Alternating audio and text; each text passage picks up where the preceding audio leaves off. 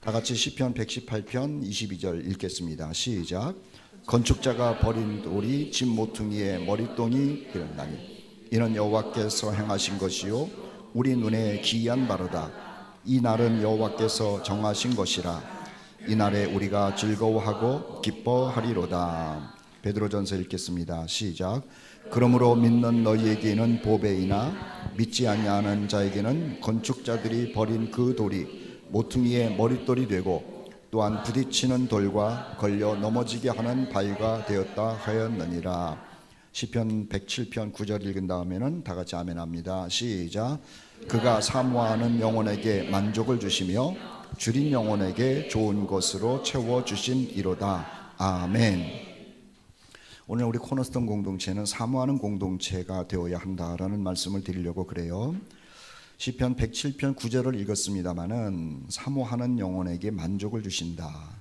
그리고 줄인 영혼, 배고파가지고 음식을 찾는 그 영혼에게 좋은 것으로 채워주신다라는 약속의 말씀이 기록이 되어 있죠. 사람들이 항상 생기가 넘치는 사람들을 보면은요, 무엇인가를 향한 소망이, 희망이 분명한 사람이더라고 하는 거예요.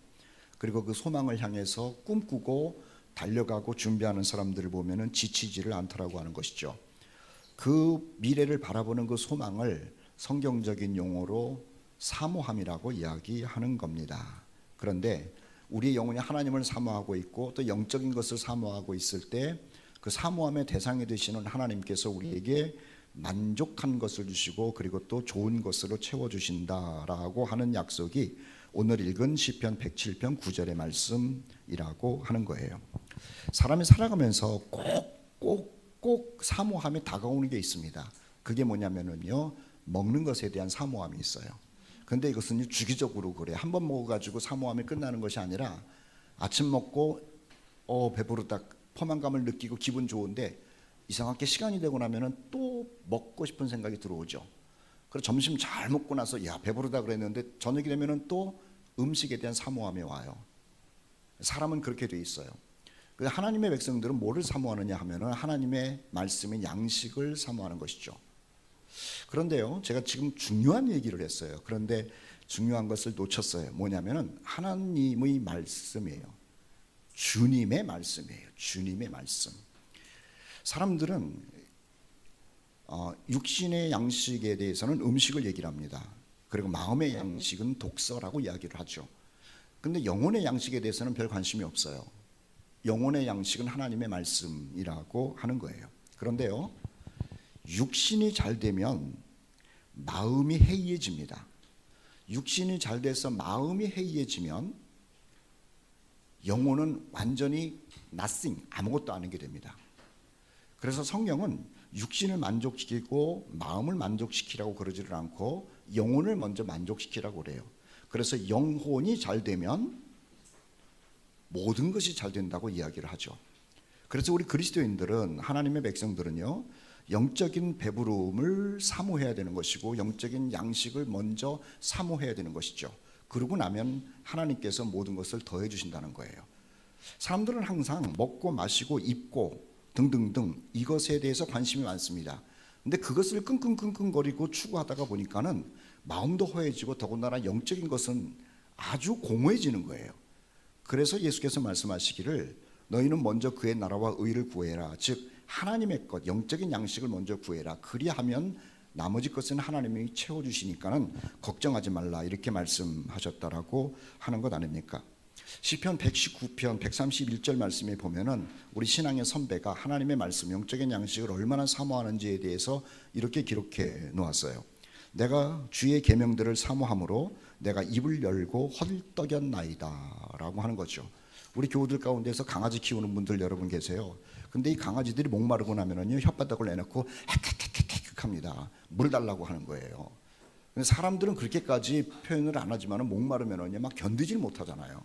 그런데 지금 신앙의 선배가 하나님의 말씀, 영적인 양식이 그리워가지고 얼마나 그리운지에 대한 표현을 지금 그렇게 얘기를 한 것 아닙니까? 다시 읽어볼 테니까는 보십시오. 내가 주의 계명들을 사모함으로 내가 입을 열고 헐떡였나이다 라고 하는 거예요. 이런 사람이 복 있는 사람이라고 하는 거죠.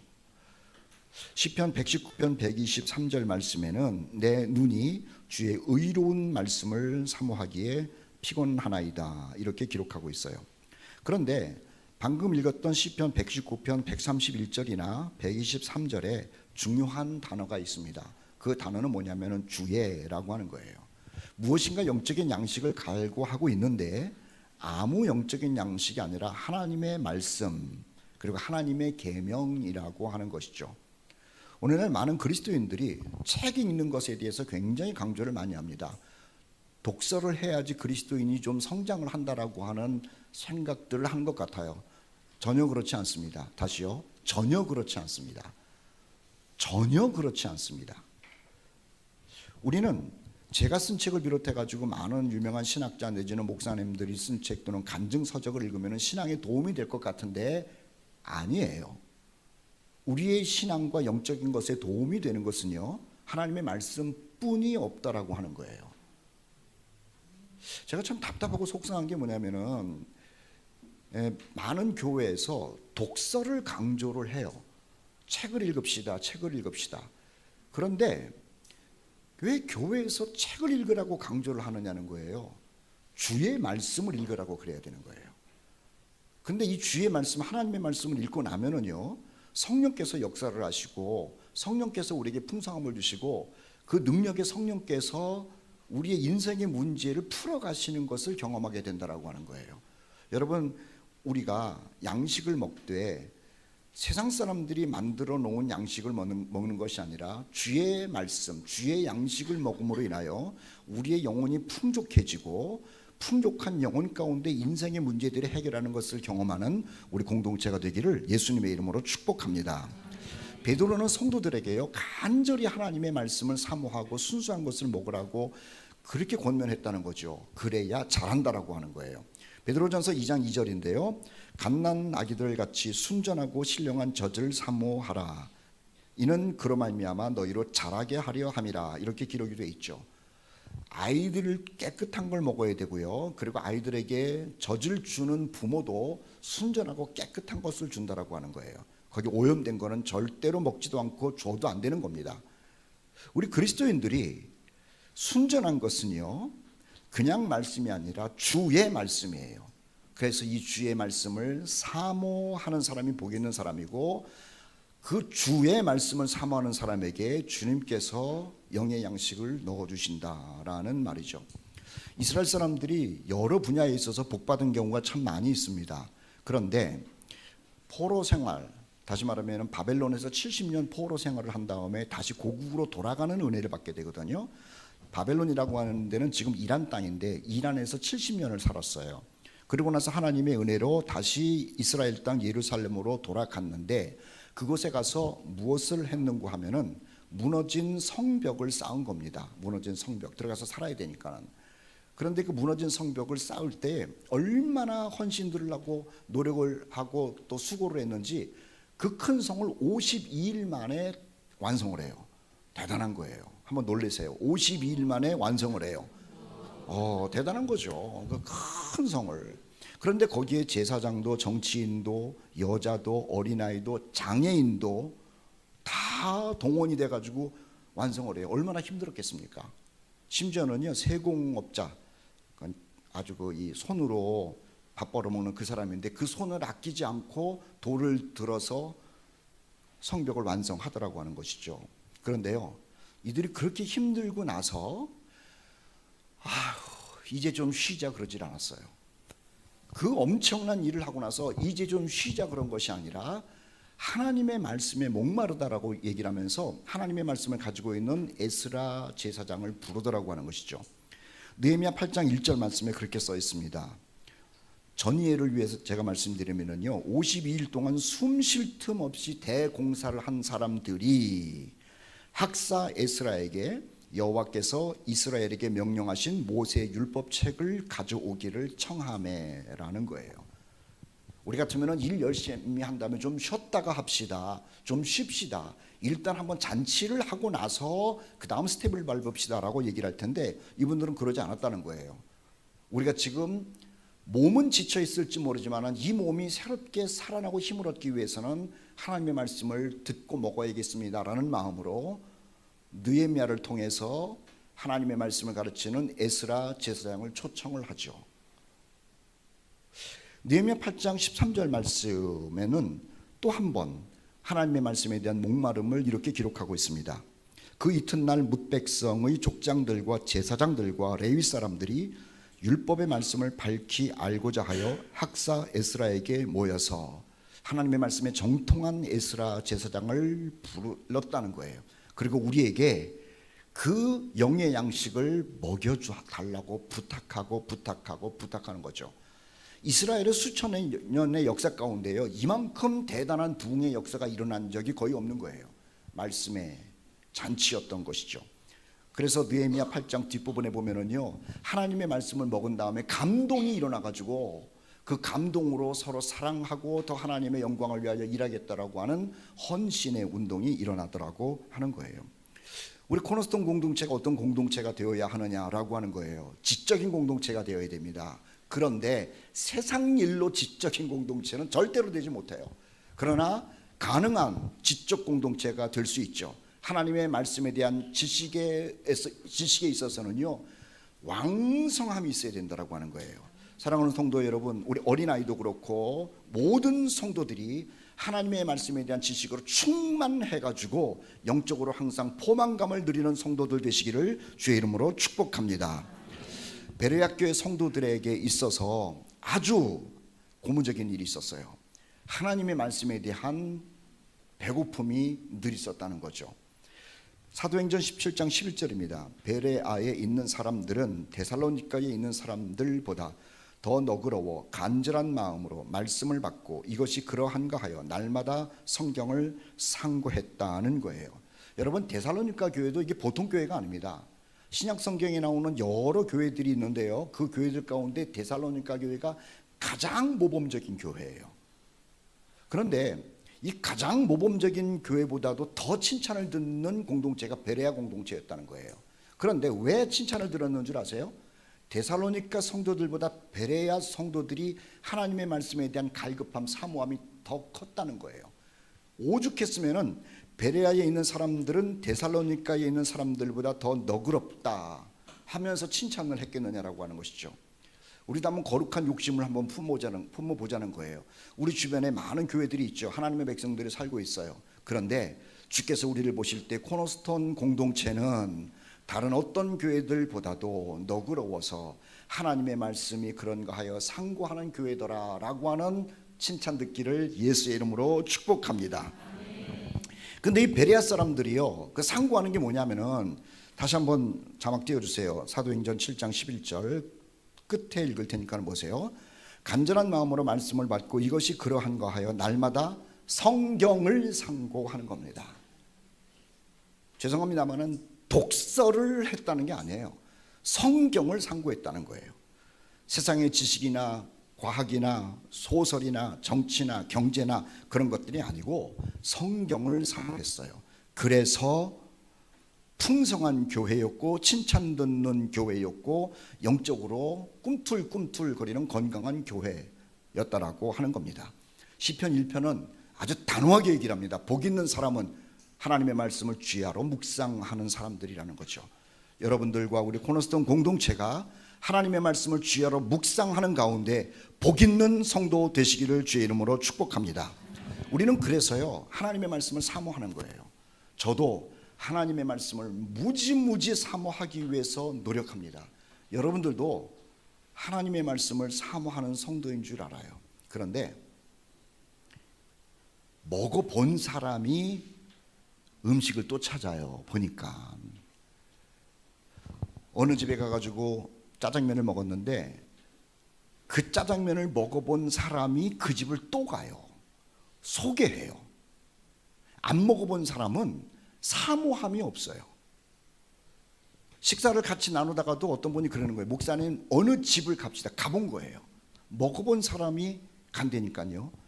우리들도 하나님의 말씀을 먹었다면 더 먹고 싶은 사모함의 마음, 그리고 다른 사람에게도 하나님의 말씀을 먹여주고 싶은 애절한 마음을 품어서 우리 공동체는 주의 말씀을 사모하는 공동체, 말씀으로 풍성한 공동체가 되기를 다시 한번 주님의 이름으로 축복합니다.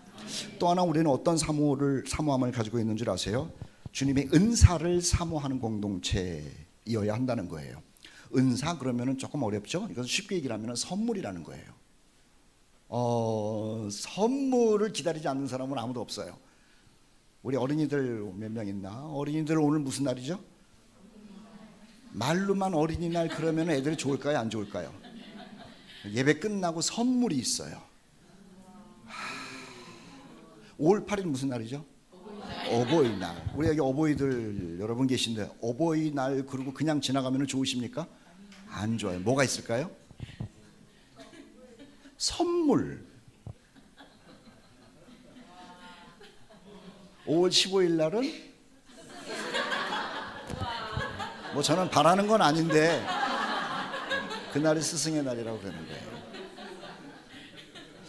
하나님께로부터 우리가 무엇인가 선물을 기대하는 것은 정상적이라고 하는 거예요. 그런데 성경에서 선물이라고 얘기를 했으면 이해가 쉬운데 그것을 은사라고 표현을 해놔가지고 선물과 은사의 개념이 다른 것처럼 느껴지는 거죠. 아니에요. 선물은 모두가 좋아하는 겁니다. 그래서 하나님을 향한 선물을 기대하고 사모하는 것은 정상적이라고 하는 거예요. 이거 아멘 해야 되는 거예요. 하나님으로부터 선물을 기대하고 하나님이 어떤 선물을 주실지 사모하는 것은 정상적인 줄 믿습니다. 그래서 성경은 뭐라면은 은사를 사모하라고 우리에게 기도 제목을 주고 가르쳐 줬다는 거죠. 시편 107편 9절 말씀이 오늘 주제 말씀인데 우리 같이 한번 다시 읽어보도록 하죠. 시작.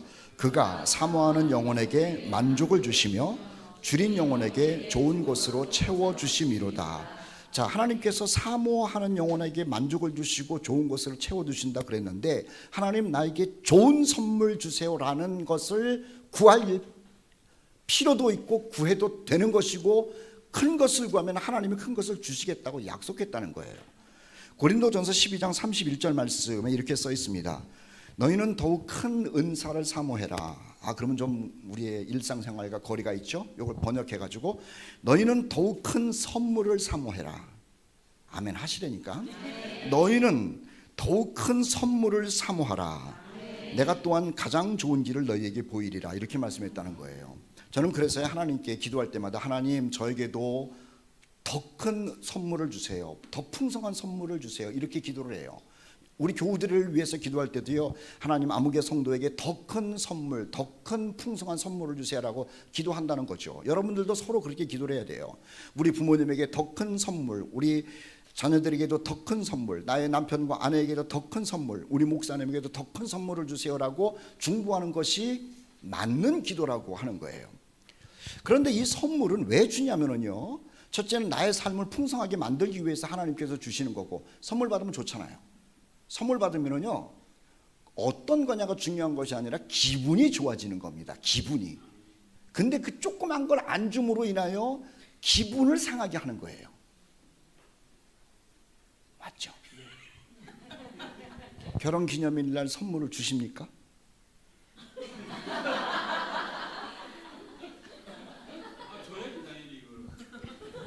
남편 생일날 선물을 주십니까? 반만 차려준대요. 네. 아이들 생일날도요. 아이들의 기분을 바꿔주는 게 선물이 크냐 작냐가 아니에요. 기억해 주는 거랍니다. 그러고 보니까 참 제가 많이 찔리는데요. 그런데 그 선물이라고 하는 것은 이제 받고 나면 기분이 달라지는 거예요. 근데 하나님께서 우리에게 선물을 주시면은요. 우리의 삶이 첫째적으로 행복해져요. 기뻐요. 나 무엇인가 받았다라고 하는 것이죠.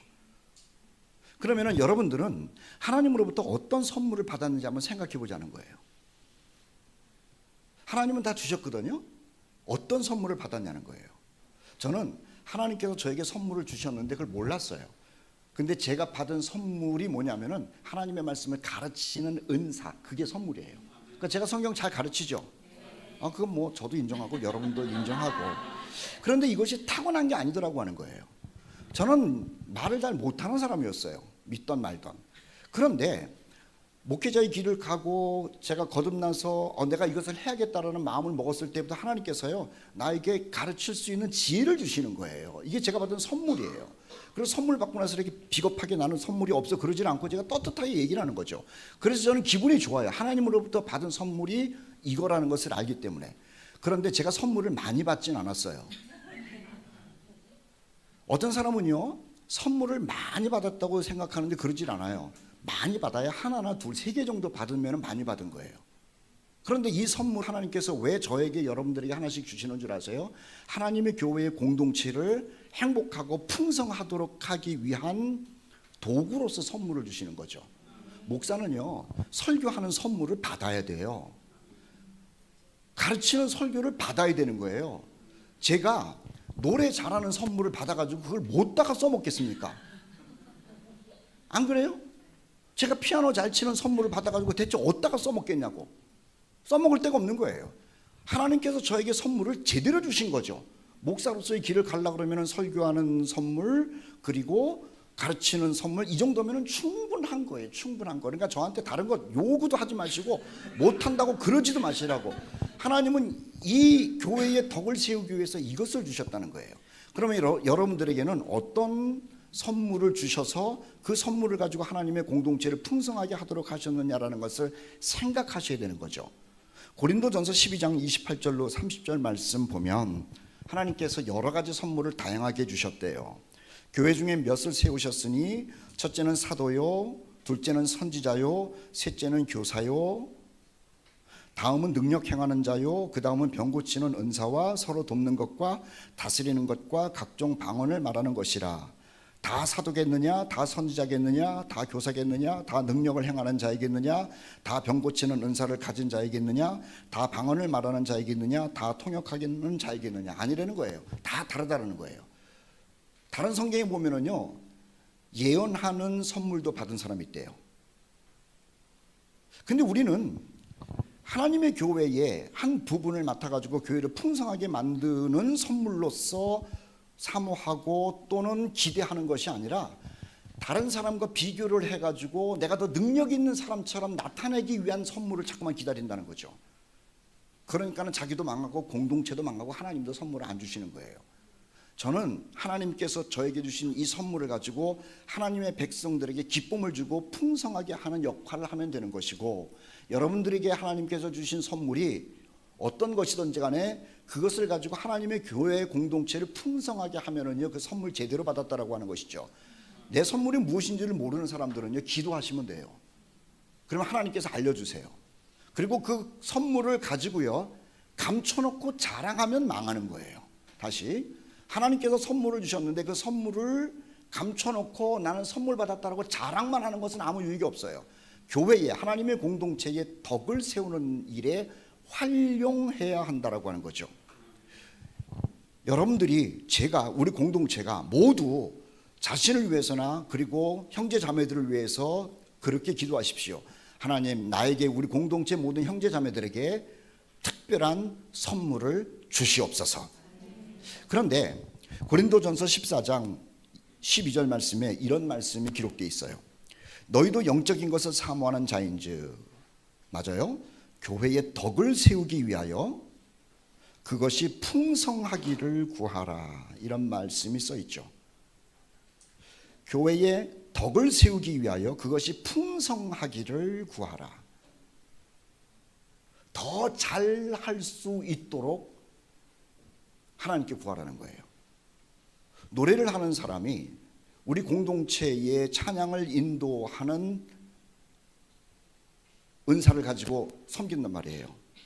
노래 못하는 사람이 앞에서 인도하면 돼야 안 돼요? 그거는요 본인은 너무 좋아가지고 막 은혜, 근데 듣는 사람이랑 너무 힘들어. 근데 하나님께서 누구에게인가 정말 노래를 잘하게 만들었어요. 그 다음에 리더십도 있게 만들고 그 사람의 노래라면 다 같이 은혜로운 거예요. 그런데 거기서 끝나지 말고 하나님 나에게 찬양을 할 수 있는, 그리고 찬양을 인도할 수 있는 은사를 주셨는데 더 잘할 수 있도록 은혜를 주세요. 이것이 풍성함을 위해서 기도하라는 거예요. 어떤 사람은요 교회 성도들을 섬기는 걸 굉장히 잘해요. 그런데 이 섬기는 일이 이 정도도 괜찮은데 하나님께서 나에게 교인들을 찾아가서 위로하고 섬기는 그런 은사를 주셨구나라는 것이 들어오고 또 잘 되고 있다면 계속 기도하라는 거예요. 하나님, 나는 더 잘 섬기는 그러한 지혜를 주시옵소서라고 풍성하기를 기도하라고 하는 거예요. 우리 코너스톤 공동체는요, 저를 비롯해 가지고 여러분 한 분 한 분에게 교회 공동체의 아름다움을 위해서 하나님께서 주신 선물, 은사가 있다는 것 기억하시고, 하나님 나에게 주신 그 은사 풍성하게 하여 주셔서 하나님의 교회를 행복하고 기쁘고 그리고 덕이 되는데 세워가는 그러한 역할을 하게 하여 주시옵소서. 그렇게 기도하시기를 주의 이름으로 축복합니다. 그리고 하나님께서 나에게 주신 이 은사를 발견한 다음에 기도함과 동시에 또 하나 하는 게 뭔 줄 아세요? 개발해야 되는 거예요. 이거는 뭐 제 얘기를 할 수밖에 없네요. 제가 설교하는 사람이고 성경 공부하는 사람이잖아요. 어떤 사람은 저한테 그래요. 입만 벌리면 설교를 하고 입만 벌리면 성경 공부하고 뭐 그런다고. 안 그래요. 제가 주일날 한번 설교하기 위해서 적어도 6개월 동안 설교 원고를 고치고 일주일 내내 이번 주 설교를 어떻게 끌고 갈까라는 이 생각을 하면서 지낸다는 거 아세요? 자다가도 생각하는 거예요. 하나님, 강단에 서가지고 내가 어떤 말을 할까요? 어떻게 움직일까요?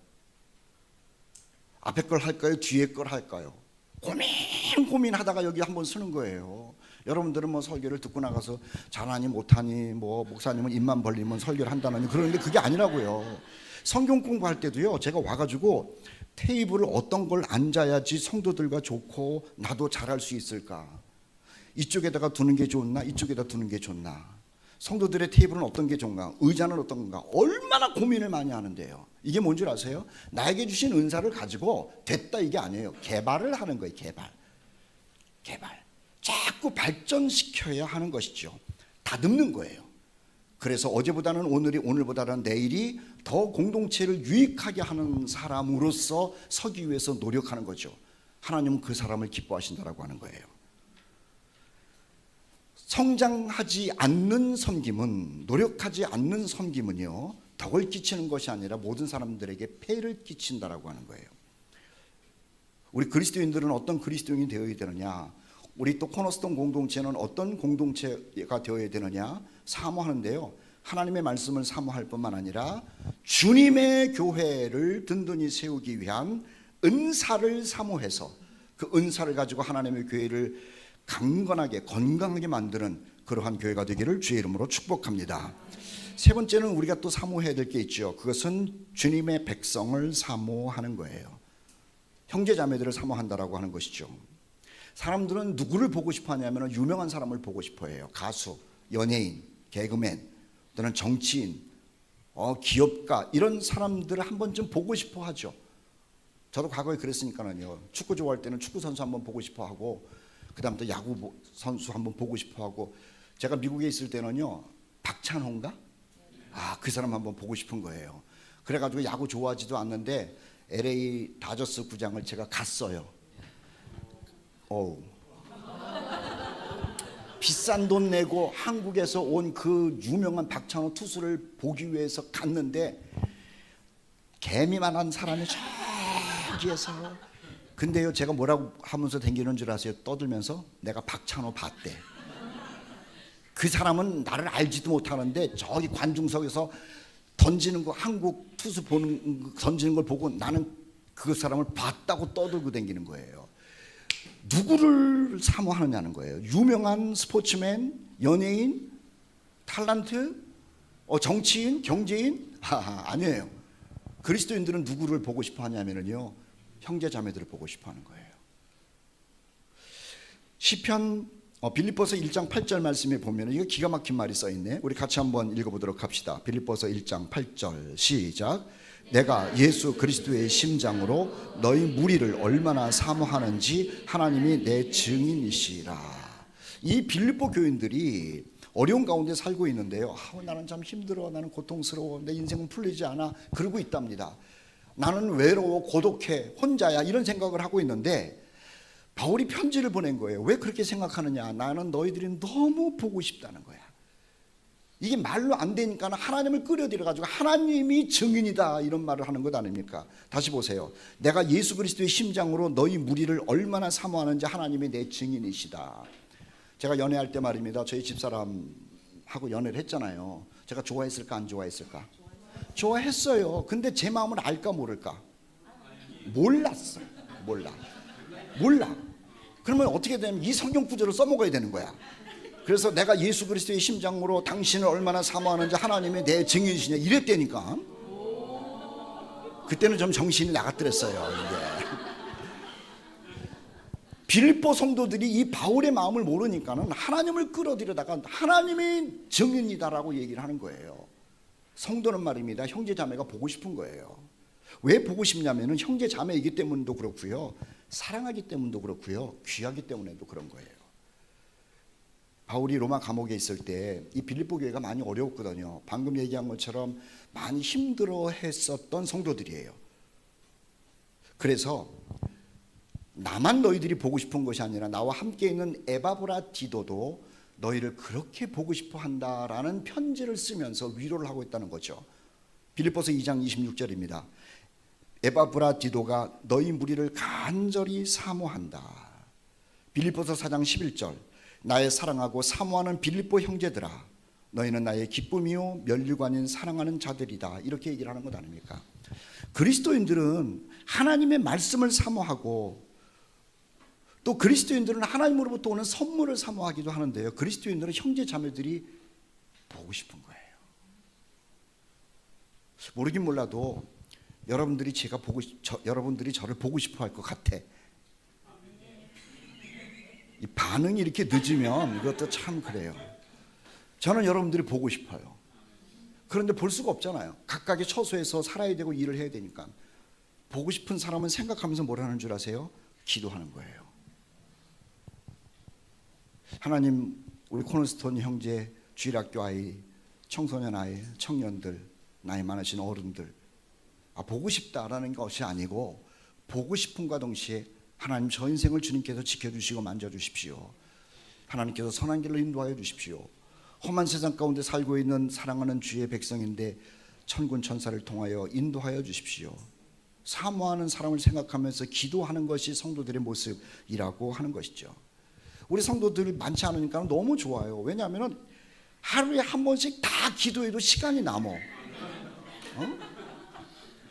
하루에 한 번씩 다 기도해도 시간이 남아요.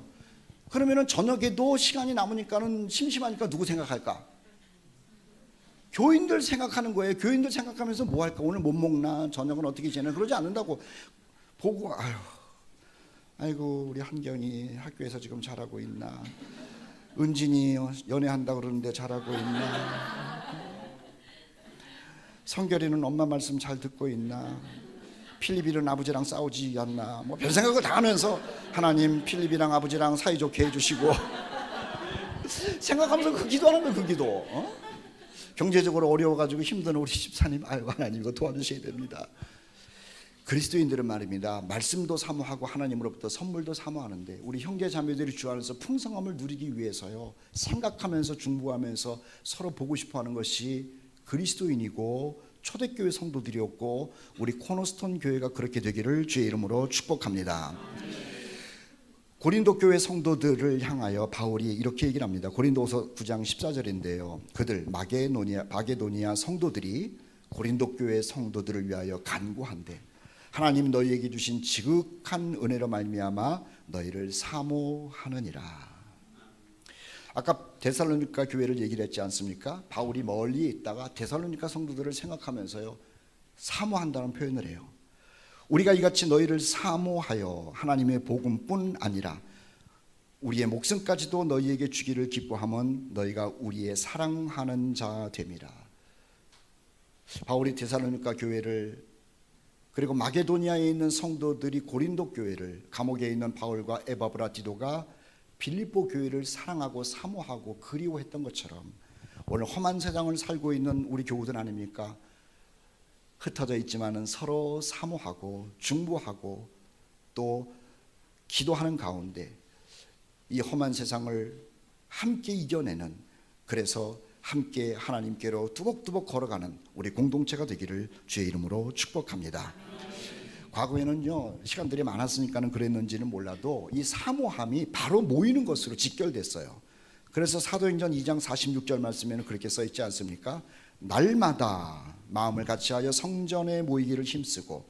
우리는 날마다 모인다 그러면은 큰일 나니까는.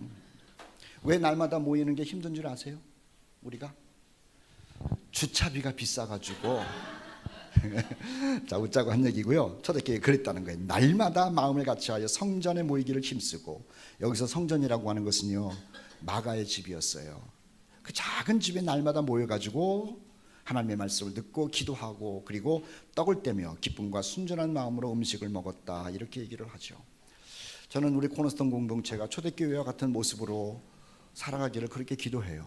하나님의 말씀을 사모하고 하나님께서 주신 은사를 가지고 공동체를 세워가고, 그리고 성도들끼리 서로 기도하며 사모하는 그러한 공동체가 된다면은 이 마지막 시대에 넉넉히 승리하며 살아가게 될 줄 믿습니다. 한 가지 더 우리가 사모하는 게 있죠. 주님의 날을 사모하는 거예요. 주님의 날. 다시 설교의 원점으로 주님의 말씀, 주님이 주시는 선물, 그리고 주님의 백성을 사모하는 것처럼 우리는 어떤 날을 사모하는데 주님의 날을 사모하는 것이죠. 이스라엘 백성들은요, 1년 동안에 사모하는 날들이 있었어요. 그것을 구약 성경에서는 절기라고 얘기를 해요. 야, 6월절이 언제지? 아무 날이에요. 그거 끝나고 난 다음에는 6월절과 무교절과 초실절은 같이 있으니까 그거 끝난 다음에는 야, 오순절은 언제야? 날짜를 계산해요. 오순절이 끝나고 난 다음에는 나팔절이 언제지? 속죄일이 언제지? 초막절은 언제야? 그걸 또 계산을 해요. 이스라엘 사람들, 하나님의 백성들의 특징이 뭐냐면요, 여호와의 날, 여호와의 절기를 항상 사모한다는 거예요. 6월절 가서 하나님께 6월절 제사를 드려야지. 초실절 맞이해서 하나님께 첫 예물을 드려야지. 오순절 가서 하나님이 우리 민족을 세워주신 그날을 기념해야지. 나팔절을 생각하며, 그리고 속죄절을 생각하며, 초막절을 생각하며 천국을 그리워해야지 라는 것으로 주의 날을 사모했던 사람들이 이스라엘 백성들, 하나님의 백성이라는 거죠. 그런데요, 초대교회 성도들도 그랬어요. 날을 사모해요. 무슨 날인 줄 아세요? 주 예수 그리스도께서 죽음 가운데 3일 만에 부활하신 그날을 생각하는 거예요. 그것을 주일이라고 그랬던 거예요. 안식일이 지납니다. 그런데 구약시대의 배경을 가지고 있었던 이스라엘 사람들, 유대인들이 안식일에 대한 부담이 아니라 안식일이 오고 나면은, 야, 이 안식일이 빨리 지나고 나서 예수님 부활하셨는데 그 날을 기다리는 거예요. 그래서 예수님 부활하신 그 날을 모여서 하나님을 예배하고 하나님을 찬송하고 떡을 떼면서 다시 오실 주님을 기다리는 사람들이 초대교회 성도였다라고 하는 것이죠. 우리 공동체는 무슨 날을 기다리는 줄 아세요? 하나님께 예배드리는 이 날을 기다려야 돼요. 여러분, 일주일 동안 세상에서 열심히 사십시오. 힘들 겁니다. 지칠 겁니다. 답답할 겁니다. 원통할 겁니다. 그런데 그러한 날들을 지내는 가운데 하나님께서 나에게 시원함을 주시고 평강을 주시고 소망을 주시는, 그리고 형제 자매들과 예배하는 기쁨의 날인 주일을 사모하며 기다리는 여러분 되기를 주의 이름으로 축복합니다. 그런데 이스라엘 백성들이, 유대인들이 그 사람들이 이제 예수를 만나잖아요. 그런데 예수를 만난 후로부터 굉장히 고달픈 인생을 사는 거예요.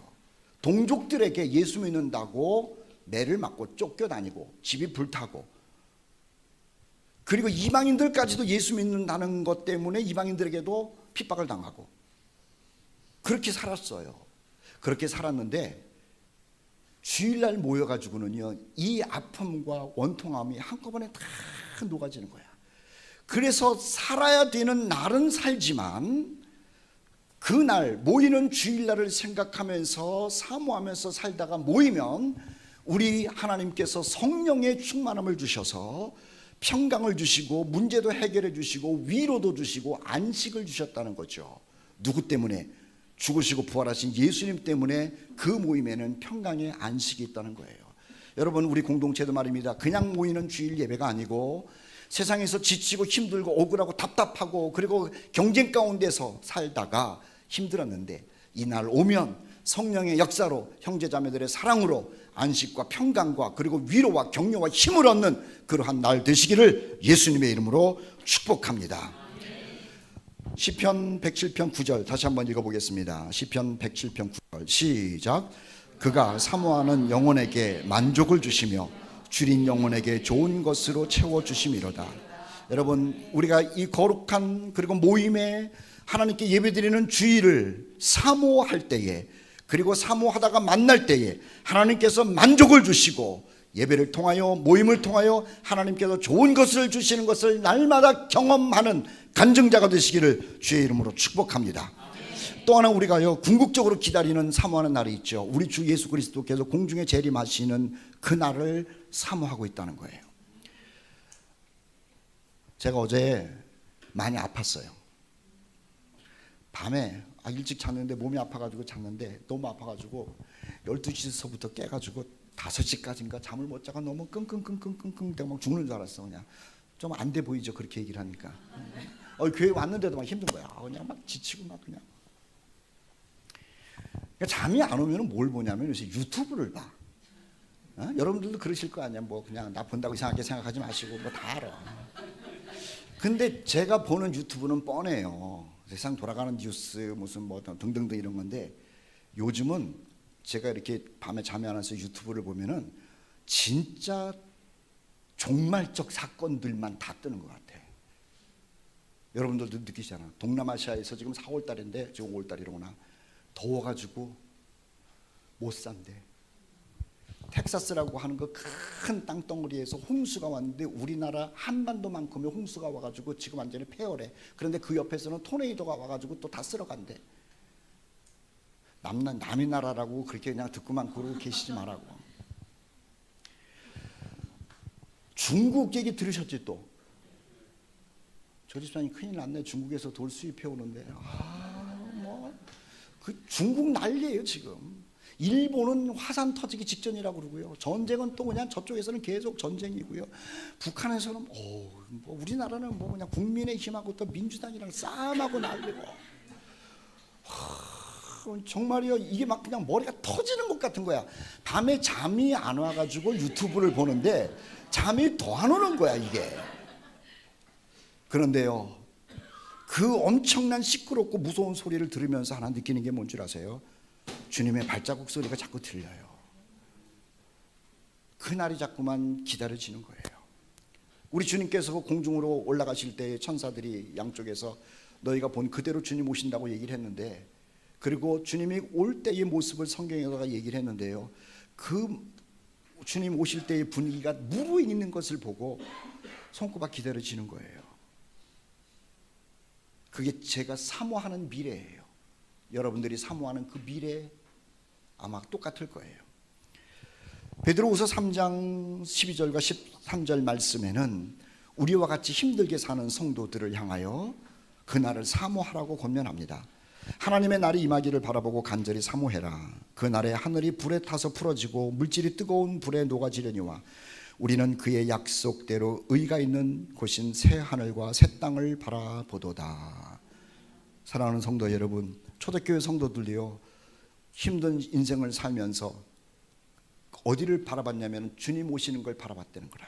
그걸 사모했다는 거라. 우리도 그 영성을 똑같이 이어받아서 성도들의 모임의 날을 사모하고 궁극적으로 우리 신랑 되시는 예수님 오시는 날을 사모하다가 우리 주님이 주시는 만족과 풍성함을 누리는 주인공 되기를 주의 이름으로 축복합니다. 디모데후서 4장 8절 말씀이에요. 우리 같이 한번 읽어보도록 하죠. 디모데후서 4장 8절 시작. 이제 후로는 나를 위하여 의의 면류관이 예비되었으므로 주 곧 의로우신 재판장이 그 날에 내게 주실 것이며 내게만 아니라 주의 나타나심을 사모하는 모든 자에게도니라. 바울이 말입니다. 우리 주님께서 공중에 오시면은 나 이제 세상의 짐을 다 내려놓고 주님을 만난다는 그 사모함만 있는 게 아니에요. 요거 보면은요, 이런 사모함을 가져도 되는구나 라는 생각이 들 거예요. 뭐냐면은 주께서 나에게 면류관 씌워 주신다는 생각을 하면서 면류관 받고 싶은 그날을 사모하는 거야. 이게 좀 얌체 같은데 아니야, 괜찮은 거예요. 여러분, 주님 만나는 것을 사모함도 있지만은 우리 주님께서 여러분 머리 위에 면류관 씌워 주시고 수고했다고 등 두들겨 주시고 천사들 앞에서 여러분들과 저를 자랑스럽게 지켜주실 것을 생각하며 그 날을 사모하는 우리 공동체가 되기를 주의 이름으로 축복합니다. 히브리서 11장 16절입니다. 그들이 성도들이 이제는 더 나은 본향을 사모하니, 주님 계신 곳이죠. 곧 하늘에 있는 것이라. 이러므로 하나님이 그들의 하나님이라 일컬음을 받으심을 부끄러워하지 아니하시고 그들을 위하여 한 성을 예비하셨느니라. 그래서 우리는 그날을 바라보면서 사는 공동체라고 하는 거예요. 고린도전서 16장 22절과 계시록 22장 20절 말씀은요, 모든 교인들이 항상 기도의 말미에 붙였던 내용을 적어놓은 겁니다.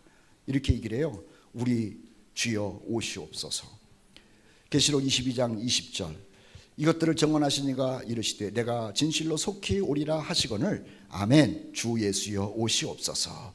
이것이 초대교회 성도들, 생명을 가진 사람들이 나는 우리 주님 만나는 것을 사모합니다, 그 날을 사모합니다라고 하면서 기도에 항상 집어넣었다라고 하는 거예요.